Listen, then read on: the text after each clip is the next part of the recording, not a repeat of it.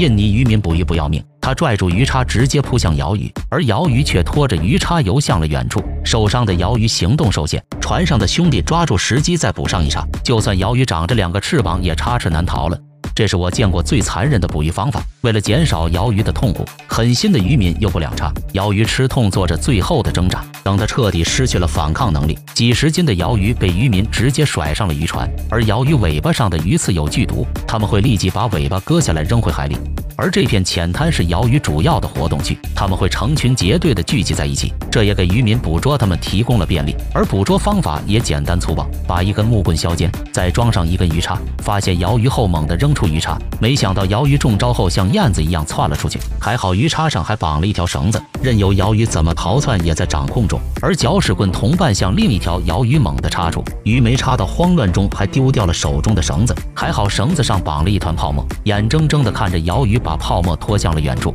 不过很快他们追上了鱼群，鱼叉狠狠地插中了另一条鳐鱼，它猛地窜了出去，还冲出水面不停地挣扎，就像一只大雁一样在海面猛地扑腾。而随着绳子慢慢往回收，终于把它拖了回来。显然他们低估了鳐鱼的抵抗能力，大鳐鱼竟溜起人来，把小船拖住到处跑。经过漫长的博弈，半小时之后，同伴终于抓住一次机会，又一叉狠狠地插中了鱼背，而这一叉竟然成了鳐鱼的救命稻草，直接让鳐鱼摆脱了鱼叉游向了远处。真是一个猪队友啊！不过受伤的鳐鱼由于体力透支，并没有跑多远，再次被鱼叉命中，这一次插中了它的要害，连中3叉的鳐鱼也停止了挣扎，没费多大的力气就被拽了回来，一下就提上了渔船。而刚才跑掉的鳐鱼却主动送上门来，他瞅准机会猛地投出鱼叉，准确地命中了它，结果他拖住鱼叉窜了出去。黄毛见时机成熟，一鼓作气收回了绳子，鳐鱼串在绳子上被收了回来。他们马上拿来了砍刀，把鳐鱼的毒尾巴砍断后